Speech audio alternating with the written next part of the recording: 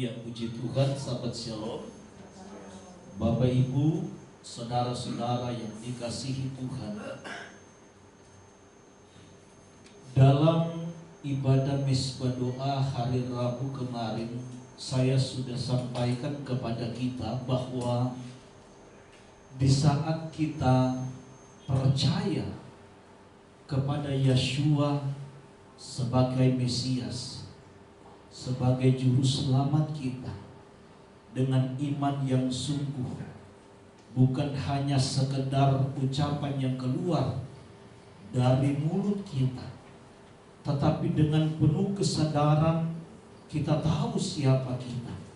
Kita sadar bahwa kita adalah orang-orang yang berdosa, sehingga kita membutuhkan Sang Juru Selamat. Sehingga dengan penuh kerendahan hati, dengan kesadaran kita datang dan mengakui Dia, kita menerima Dia sebagai Tuhan dan Juru Selamat secara pribadi di dalam hati kita, dalam hidup kita. Maka firman Tuhan katakan, benih ilahi itu akan senantiasa tinggal di dalam hidup kita. Nah saudaraku, benih ilahi yang telah kita terima itu perlu senantiasa ditumbuhkan.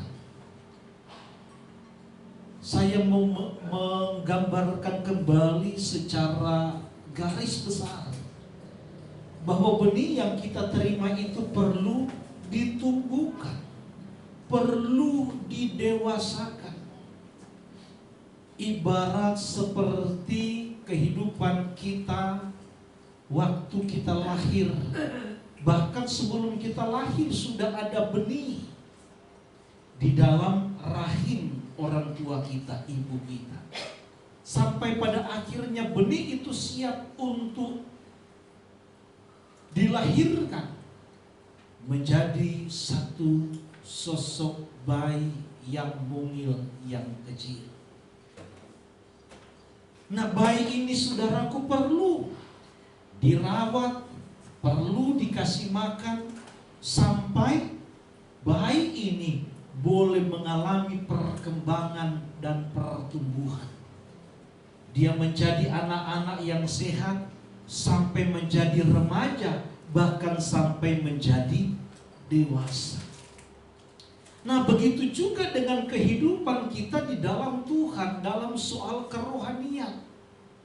Firman Tuhan menegaskan betul ada yang namanya kanak-kanak rohani dan ada yang namanya dewasa rohani. Dan kita tahu betul bahwa Yeshua HaMashiach sebagai mempelai pria akan datang untuk menjemput mempelai wanitanya untuk masuk dalam sebuah pernikahan anak domba. Dan tentunya saudaraku, tidak mungkin Sang Mesias itu datang menjemput mempelai wanitanya yang masih bayi, yang masih kanak-kanak, tetapi mereka yang sudah dewasa di dalam rohani, secara spiritual. Gambaran secara umum yang saya sampaikan di hari Rabu melalui ibadah virtual dalam Mezbah Doa, gambaran ciri-ciri orang-orang yang masih kanak-kanak rohani, saya simpulkan begini saudara. Analoginya sama seperti kalau kita punya anak-anak.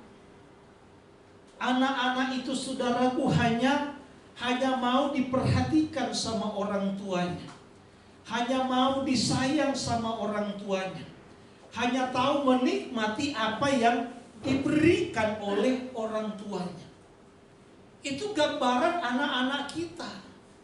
Makanya anak-anak kita gak pernah mereka pikir bagaimana orang tua menyediakan makanan, membayar studi pendidikan, menyediakan segala sesuatu fasilitas yang mereka gunakan, yang mereka pakai. Mereka hanya menikmati saja sudah. Ini gambaran daripada kehidupan anak-anak kita. Kalau bapaknya punya jabatan, maka dia akan menggunakan jabatan orang tuanya, jabatan bapaknya untuk mengambil keuntungan. Apalagi kalau bapaknya, orang tuanya punya fasilitas, punya kekayaan. Dia akan menikmati segala kekayaan bapaknya. Makanya sampai ada istilah, jangan bangga kalau kamu katanya kaya karena kekayaan Bapak. Tetapi banggalah kalau apa yang kamu nikmati, yang kamu miliki itu hasil dari jeripayamu sendiri. Nah, saudara-saudaraku, jadi intinya kalau orang-orang di dalam Tuhan yang masih kanak-kanak rohani hanya mau menikmati Tuhan dengan segala fasilitasnya. Menikmati Tuhan bukan karena dia rindu untuk bersekutu dengan Tuhan. Menikmati Tuhan bukan karena dia rindu untuk mengerti dan memahami apa yang menjadi kehendak Tuhan. Menjadi apa yang menjadi keinginan Tuhan, bukan. Tetapi orang-orang yang masih saya kategorikan kanak-kanak rohani, orang-orang yang hanya mau menikmati fasilitas yang Tuhan miliki. Ya, apakah itu kuasa, ya apakah itu berkat, kekayaan, dan yang lain-lain. Makanya saya selalu katakan kepada kita, firman Tuhan katakan Amsal 3 ayat yang ke-16 bahwa tangan kanan Tuhan berbicara tentang kekayaan dan kehormatan, tangan kiri Tuhan. Tapi tangan kanan Tuhan berbicara tentang umur panjang. Nah, banyak orang, saudaraku, datang kepada Tuhan hanya ingin mencari tangan kanan dan tangan kirinya Tuhan, supaya umur panjang, diberkati, sehat, dan seterusnya. Tentunya tidak salah, saudara, tetapi yang ingin saya katakan, kita harus tahu dan mengerti sebagai anak-anak Tuhan yang telah menerima kasih karunia dan anugerah Tuhan melalui pengorbanan Yesus Sang Mesias, bahwa kita datang mengiring Tuhan, kita datang kepada Tuhan bukan karena kita mau sekedar mencari tangan kanan dan tangan kiri. Bukan hanya sekedar kita mencari umur panjang, kekayaan, dan kehormatan. Tetapi saudaraku, kita datang karena kita mau mencari kehendak Tuhan. Kita mau mencari isi hati Tuhan. Maka percayalah Bapak Ibu Saudara sekalian, ketika atau di saat kita mencari isi hati Tuhan, maka secara otomatis tangan kanan dan tangan kiri ini Tuhan akan ulurkan menjadi bagian setiap kita. Maka itulah yang dikatakan oleh firman Tuhan oleh Yesus sendiri. Carilah dahulu kerajaan sorga dan kebenarannya. Utamakan dulu kerajaan sorga dan kebenarannya, isi hati dan kehendak Tuhan. Baru semuanya akan ditambahkan, diberikan kepadamu. Tangan kanan dan tangan kiri ini akan Tuhan ulurkan menjadi bagian setiap kita. Jadi saudaraku, orang-orang gambaran secara saya bilang garis besar tadi yang masih kanak-kanak rohani, hanya mementingkan kesenangan dia, tanpa dia memikirkan kesenangan Tuhan. Apakah dengan kehidupan dia Tuhan senang apa tidak? Maka ini saya mau katakan kepada kita, orang-orang yang sudah masuk pada yang namanya akil balik. Kalau anak-anak itu kan masuk ada masa akil baliknya, di mana dia tidak lagi berperilaku seperti kanak-kanak, tetapi mulai ada perubahan. Cara berpikirnya mulai berubah, cara bertindaknya, berperilakunya mulai berubah. Seleranya mulai berubah. Ini tandanya kalau orang sudah masuk, anak-anak sudah masuk akil balik, mulai menanjak kepada dewasa. Nah, begitu juga saudara-saudaraku yang dikasihi Tuhan, dengan kehidupan kita di dalam Tuhan. Kita bukan lagi berpikir bagaimana supaya kita senang. Tetapi saudaraku, dalam pemikiran kita, sebagai orang-orang yang sudah masuk dalam akil balik tadi yang saya sampaikan, kita akan berpikir bagaimana supaya Tuhan disenangkan dengan kehidupan kita. Supaya Tuhan disenangkan melalui kehidupan kita. Maka jadikanlah itu sebagai sebuah pertanyaan untuk masing-masing kita jawab. Apakah kehidupan yang kita jalani hari demi hari, Tuhan sudah senang apa belum? Atau jangan-jangan kita masih lebih memilih, tanpa kita sadari, kita lebih menyenangkan mengikuti keinginan hawa nafsu kita semata. Kita tidak pernah mempedulikan dan memikirkan apakah Tuhan senang dengan kehidupan kita atau tidak. Nah, Bapak Ibu Saudara sekalian, kalau kita bicara tentang sebuah karya seni, apakah itu yang namanya lukisan, seni lukis, atau mungkin seni patung, maka saudaraku, nilai jual, harga dari sebuah karya seni itu bukan semata-mata tergantung daripada bahan yang digunakan. Misalnya kalau lukisan saudara, ada lukisannya itu dilukis di atas kertas. Ada kain, ada triplex, ada hardboard, dan ada kanvas. Kalau patung misalnya ada kayu, ada logam, ada batu, dan yang lain-lain. Nilai sebuah karya seni itu saudaraku bukan hanya tergantung daripada bahannya, tetapi juga saudaraku tergantung daripada bentuknya. Kalau seni lukisnya itu tergantung daripada lukisannya dan siapa yang membuatnya, siapa yang melukisnya.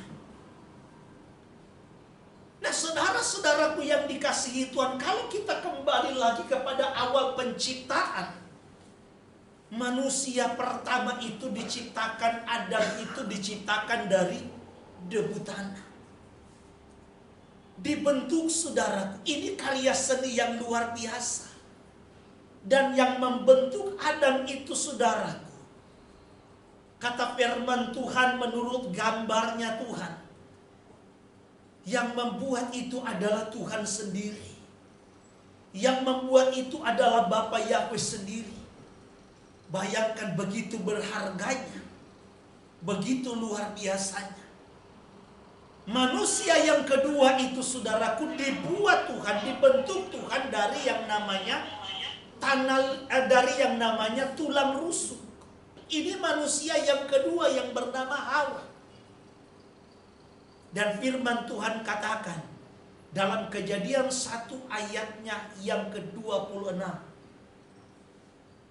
Elohim memberkati mereka dan berfirman kepada mereka, beranak cuculah. Kalau manusia yang pertama itu dibentuk dari tanah, manusia yang kedua itu dibentuk dari tulang rusuk kalau dalam terjemahan Lembaga Alkitab Indonesia. Nah, manusia yang ketiga itu dilahirkan atau adanya manusia ketiga itu dari hawa nafsu manusia.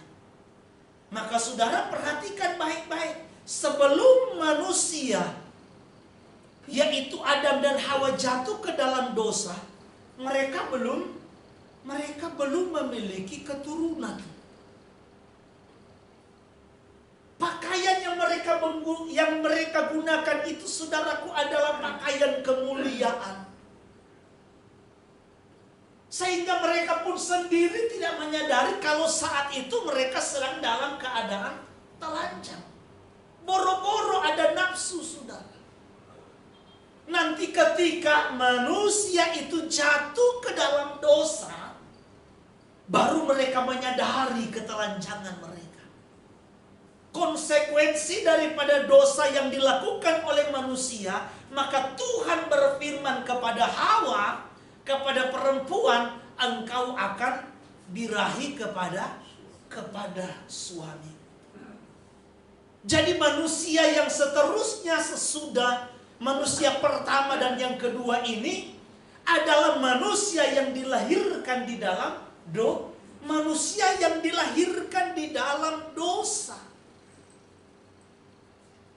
Manusia yang dilahirkan di dalam dosa, saudara.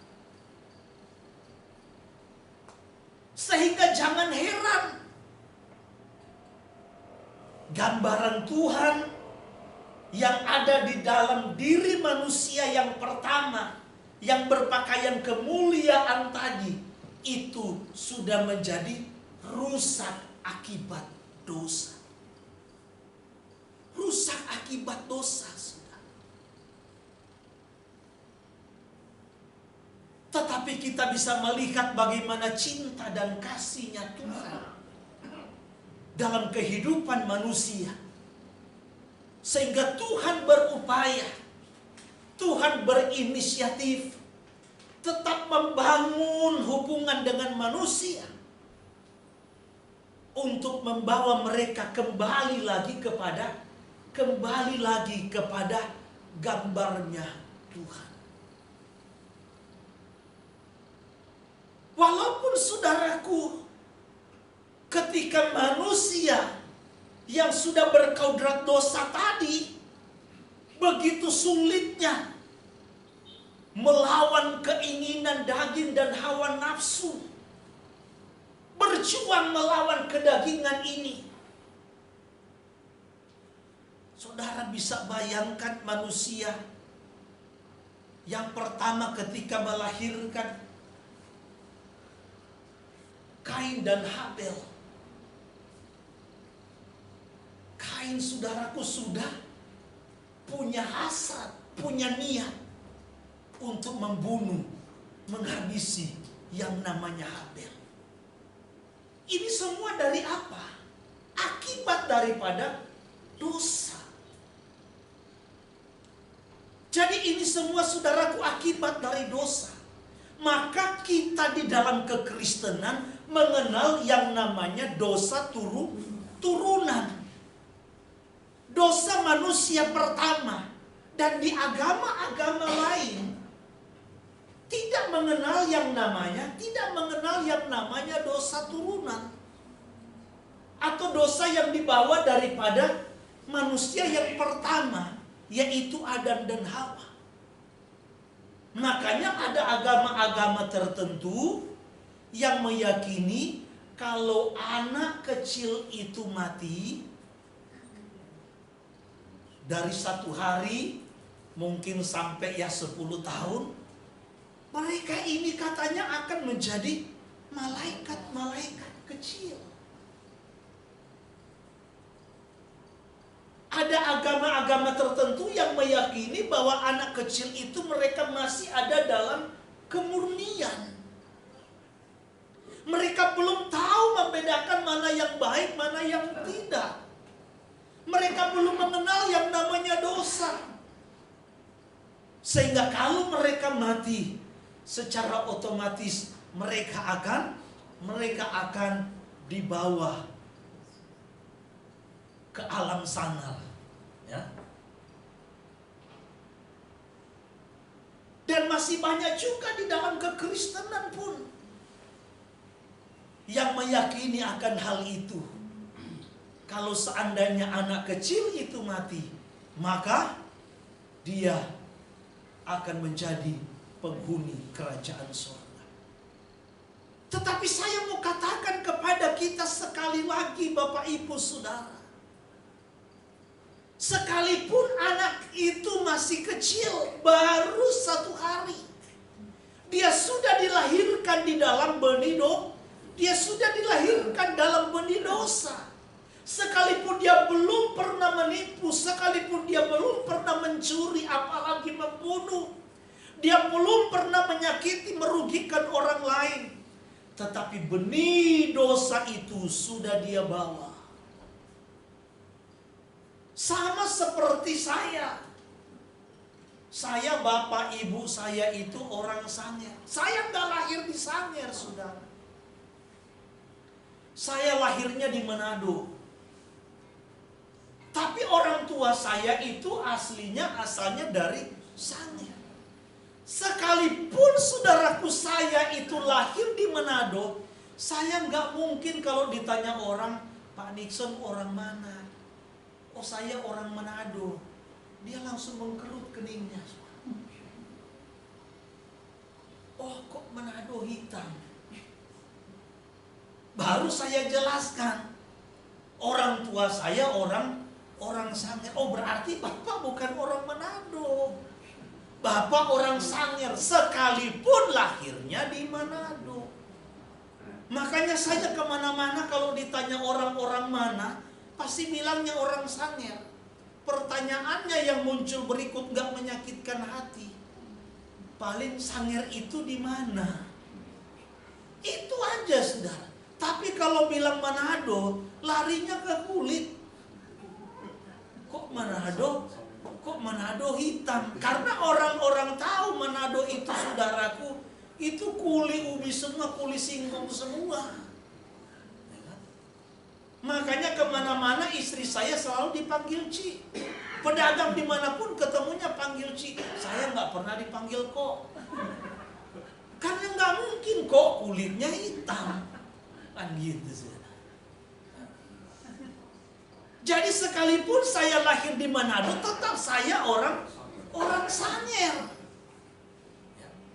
Begitu juga dengan kehidupan kita manusia di dalam kekristenan. Sekalipun seorang anak itu masih dia bayi, masih kecil, tetapi benih dosa itu sudah dia bawa. Dia tetap kategorinya adalah orang berdosa. Dia tetap orang berdosa. Makanya saya pernah memberikan sebuah analogi kepada kita yang sederhana. Kalau seandainya ada harimau yang masih kecil, kira-kira harimau itu tergolong binatang buas atau binatang jinak? Ya. Binatang buas apa binatang tidak buas? Binatang buas. Sekalipun harimau kecil belum pernah menerkam rusa. Sekalipun harimau kecil itu belum pernah menerkam babi hutan misalnya. Tetapi dia tetap binatang buas. Dia tetap binatang buas. Nah, ini yang saya mau sambung kepada kita, yang harus kita ngerti dan pahami. Yang betul mana dalam pernyataan saya ini? Kalimat pertama, karena harimau memakan kambing atau rusa, maka dia menjadi binatang buas. Jadi kalimat yang pertama, karena harimau itu memakan atau menerkam kambing, maka dia menjadi binatang buas. Atau kalimat yang kedua, karena harimau dia memang binatang buas, maka dia menerkam kambing. Yang benar yang mana? Yang kedua kan, saudara. Karena memang dia binatang buas, maka dia menerkam kambing. Itu yang betul.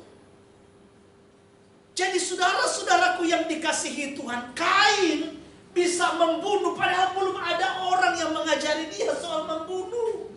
Apa itu membunuh, bagaimana cara menghabisi orang, Kain gak pernah diajari orang. Tetapi karena benih dosa itu sudah ada di dalam dirinya, maka ketika dia membunuh, itu hanya istilahnya manifestasi daripada benih dosa di dalam dirinya. Jadi kalau seseorang itu menipu, kalau seseorang itu mencuri, seseorang itu menyakiti orang lain, menghabisi orang lain, itu karena saudaraku di dalam dirinya memang sudah ada benih dosa. Jadi perbuatan ini semua ini manifestasi daripada benih dosa yang ada di dalam diri orang itu.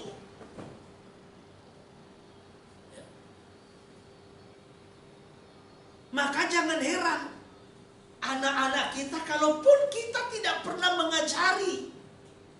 Sekali lagi saudara, kalaupun anak-anak kita tidak pernah kita ajari mencuri, dia bisa tahu-tahu ambil barang temannya, saudara. Sudah nyampe rumah ditanya, ini barangnya siapa? Dikasih, kata. Udah berapa tuh? Ya, jadi udah nyuri, bohong lagi, satu paket. Padahal nggak ada yang ngajarin. Ini manifestasi daripada benih dosa yang ada di dalam diri manusia. Ada di dalam diri manusia.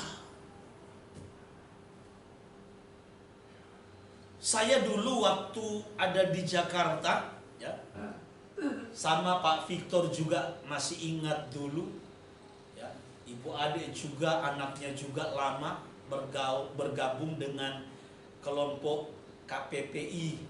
Ya, mereka dari gereja Pusat Pantekosta Indonesia. Ya, dulu tempat kami suka belajar itu di gedung Advent di Pancoran. Di situ suka diadakan ibadah kesembuhan. Ya, jadi kami di situ ada pembelajaran oleh para senior. Ya, jadi ada tingkatannya, dulu ada KB, KOP dan seterusnya. Nah, waktu kami belajar, kami disuruh oleh pengajar kita yang kakak-kakak senior untuk mencatat, menulis dosa-dosa yang pernah kita lakukan, yang kita ingat dari kita kecil. Saya tulis, saudaraku, cuman membunuh sama narkoba, udah tahu. Cuman membunuh yang gak ada. Saya sampai dipanggil sendiri. Tapi anak-anak yang baik dia malah bingung. Dia mau tulis apa? Dia nggak pernah mencuri katanya. Dia nggak pernah bohongin orang, nggak pernah bohongin orang tua. Jadi kertasnya kosong. Dia tanya, saya bingung mau nulis apa katanya. Oh, kamu nggak pernah katanya. Jadi saudaraku, sekalipun dia tidak pernah mencuri, dia tidak pernah menipu, dia tidak pernah merugikan orang lain, menyakiti orang lain, dia tetap statusnya sebagai orang berdosa. Maka di dalam konsep kitab suci, dalam konsep kekristenan, seseorang itu bisa diselamatkan tidak bisa semata-mata hanya dengan perbuatan baik atau perbuatan benar. Keselamatan di dalam kekristenan itu, di dalam kitab suci diperoleh, kita miliki bukan semata-mata karena kita berbuat baik. Memang ada agama-agama tertentu yang mengajarkan hal ini. Jadi seolah-olah perbuatan baik dan perbuatan jahat itu akan dicatat oleh para malaikat. Nanti ketika kita mati akan ditimbang. Kira-kira yang mana yang lebih berat, yang mana lebih banyak. Ya, kalau seandainya yang jahatnya lebih banyak, maka penghukuman neraka. Tapi kalau kebaikannya lebih banyak, maka kebaikan menutupi kejahatan. Sehingga ada surplusnya. Maka dia akan menikmati kebahagiaan. Ada agama-agama tertentu yang mengajarkan akan hal itu. Tetapi di dalam kekristenan, dalam kitab suci kita, saudaraku, tidak. Tidak. Makanya kenapa saya katakan kita perlu, kita butuh Yeshua HaMasiah yang telah mengorbankan dirinya sebagai penebusan. Sebuah karya yang begitu ajaib, yang begitu luar biasa. Hanya melalui pengorbanan Yeshua HaMasiah, hanya dengan iman kepada Yeshua HaMasiah, kita diberikan kesempatan. Kita dimungkinkan, sekali lagi saya katakan, bukan otomatis. Ibarat pengorbanan Yeshua HaMasiah itu menjadi pintu gerbang bagi kita untuk bisa kita kembali kepada gambarnya yang semula, yang berpakaian kemuliaan. Jadi pengorbanan Yeshua HaMashiach itu memberikan kita kesempatan.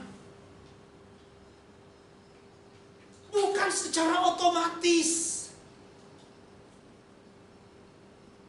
Begitu banyak sekali orang yang salah melihat firman Tuhan, atau karena kurangnya pengajaran, kurangnya membaca firman Tuhan, sehingga hanya memenggal ayat-ayat tertentu saja, tanpa melihat firman Tuhan itu secara utuh, secara keseluruhan.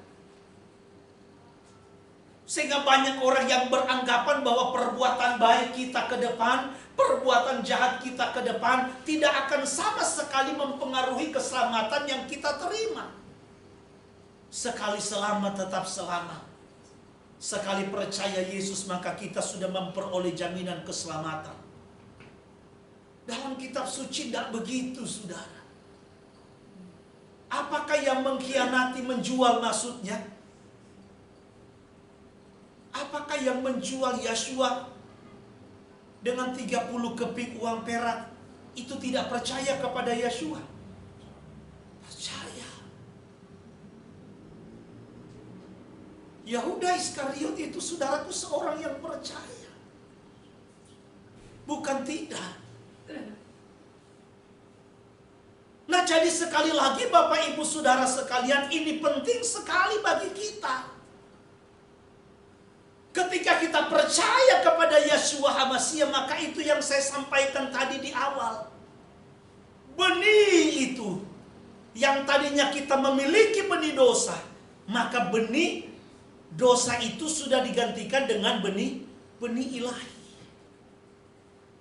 Maka kalau saudara baca 1 Korintus 15 dari ayat yang ke-45,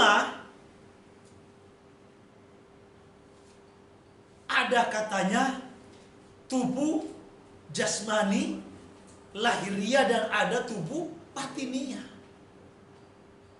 Dosa itu masuk di dalam diri manusia itu melalui Adam yang pertama.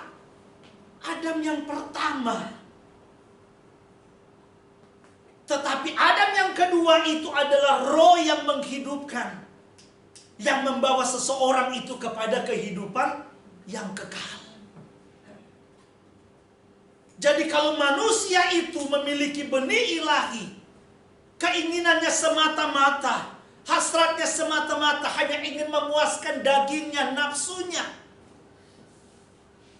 Karena memang benih dosa itu dibawa oleh Adam yang pertama. Tetapi Adam yang kedua, roh yang menghidupkan itu, tidak lain adalah Yeshua HaMashiach. Disebut sebagai Adam yang kedua. Dialah yang memberikan benih ilahi kepada kita. Ruah yang menghidupkan, yang bisa memperbaharui hasrat kita. Sehingga hasrat kita bukan lagi semata-mata hanya ingin memuaskan nafsu kita, keinginan daging kita. Tetapi kita mau berupaya, berusaha untuk menyenangkan dan memuliakan Tuhan. Itu yang Tuhan inginkan. Jadi ibarat harimau tadi, saudara. Kalau seandainya gennya mungkin berubah, ya, kan pada saatnya nanti dalam kerajaan 1000 tahun damai, kita bisa melihat kata firman Tuhan menubuatkan. Justru katanya, domba dengan singa, ya, itu bisa akrab, bisa berdampingan. Nah, ini yang Tuhan mau. Sekalipun kulit luarnya seperti singa, seperti binatang buas, seperti harimau, tapi hatinya sudah hati domba. Paham maksudnya, saudara? Yang Tuhan maksud, saudaraku, gambar di sini bukan bentuk fisiknya. Kita nggak bisa merubah bentuk fisik, karena bentuk fisik ini fana, kata 1 Korintus pasal 15. Ini tidak kekal. Manusia lahiriah kita ini tidak kekal. Yang kekal itu adalah manusia batiniah kita. Gak mungkin seorang Nixon Saramina bisa dirubah. Ya kecuali mungkin dengan kecanggihan sekarang, dengan uang yang banyak, operasi plastik, ya, operasi plastik bisa. Tapi tetap di mata Ibu Gembala tetap saya ini paling ganteng, saudara. Kadang-kadang tanpa sadar dia suka puji, ternyata papa ganteng. Saya bilang terlambat sadar. Terlambat sadar. Dari dulu sebenarnya. Nah, jadi Bapak Ibu Saudara sekalian, yang dirubah oleh Tuhan itu adalah hasratnya kita yang di dalam ini. Yang tadinya semata-mata keinginan, kemauan kita, hasrat kita, hanya ingin memuaskan selalu dagingnya kita, keinginan kita. Tapi sekarang kita berupaya. Ketika benih ilahi itu ada, terus bertumbuh, maka hasrat kita sudah mulai diubahkan oleh Tuhan. Keinginan kita sudah mulai sama seperti Yeshua. Kata Yeshua, keinginanku, makananku ialah apa? Melakukan apa yang dikehendaki oleh Bapa.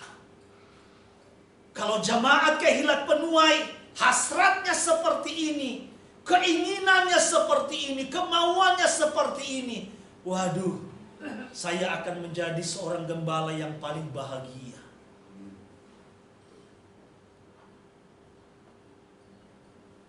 Untuk itu Bapak Ibu Saudara sekalian, mari sama-sama kita renungkan kebenaran firman Tuhan ini. Saya mau katakan kepada kita sekali lagi, kematian pengorbanan Yeshua HaMashiach sebagai pintu, sebagai sebuah kesempatan bagi kita untuk bisa kita kembali kepada citra dan gambar Yeshua, gambar Tuhan. Bagaimana hidup mereka hanya untuk melakukan apa yang dikehendaki oleh Bapa. Jadi Bapak Ibu Saudara sekalian, melalui Bidras hari ini, saya mau ingatkan sekali lagi, saya mau katakan sekali lagi.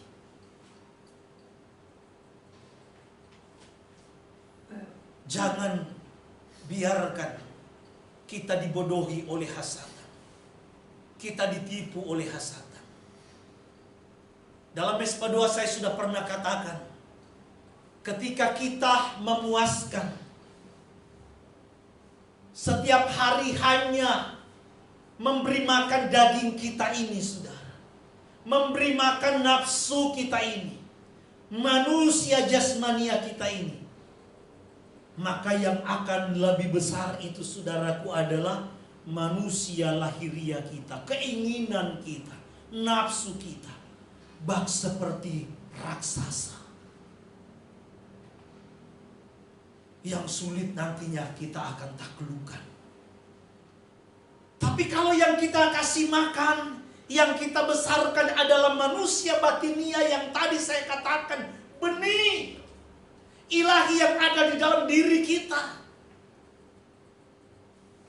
Kita besarkan melalui apa? Melalui hal-hal yang kita lakukan yang berkenan kepada Tuhan. Segala sesuatu yang menjadi kehendak Tuhan yang kita jalankan dan lakukan, itulah yang membesarkan manusia batinia kita. Nah, kalau manusia batinia kita ini yang kita besarkan, maka daging kita ini justru yang akan makin kecil. Nafsu kita yang akan kita, makanya kata Rasul Saul, matikanlah apa? Segala kedagingan. Selama kita tidak membesarkan manusia batinia, nggak mungkin kita bisa mematikan daging kita ini. Apalagi saudara dan saya kalau setiap hari hanya membesarkan atau memuaskan daging kita ini.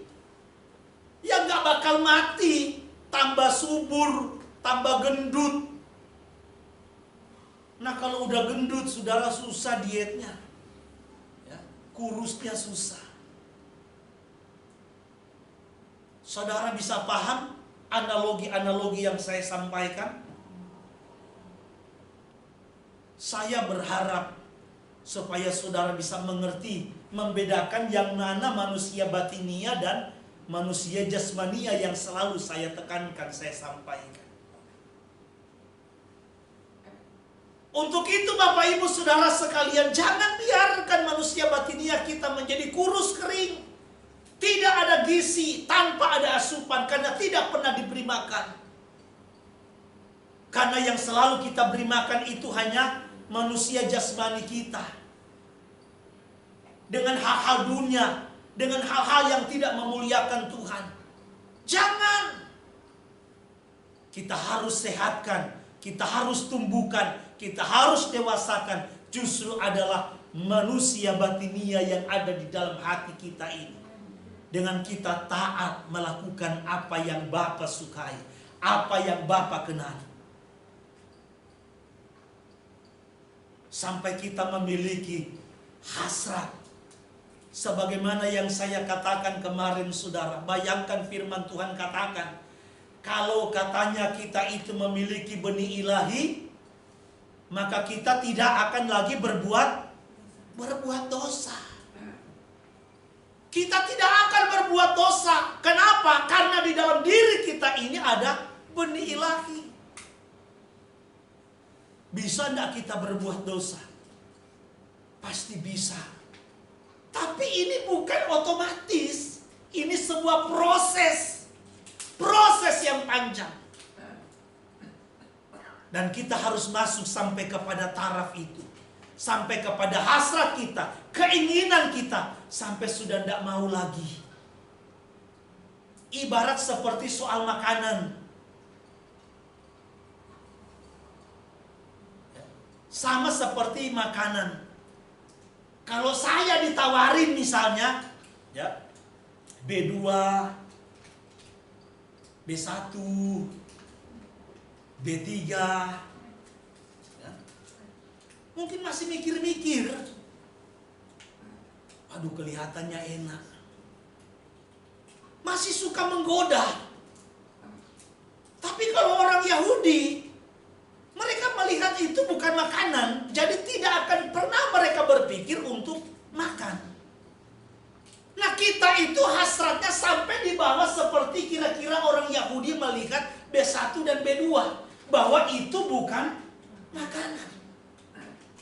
Tapi selama di kita masih kayaknya menggoda gitu kan. Ini masih sulit. Nah proses kehidupan manusia batinia kita itu harus dibawa sampai kepada taraf itu. Begitu melihat, ini enggak, ini dosa. Ada tawarin ini enggak, ini dosa.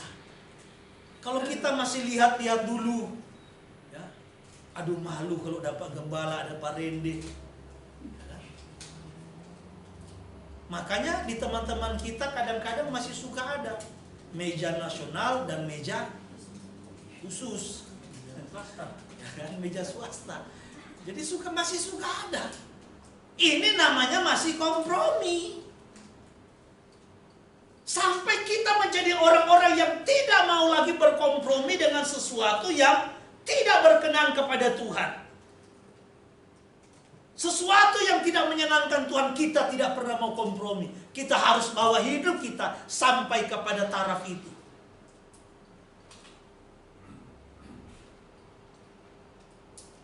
Sehingga dosa kita melihat bukan sebagai sesuatu yang biasa-biasa saja. Tidak. Kita melihat dosa seperti orang Yahudi melihat yang namanya penyakit kusta.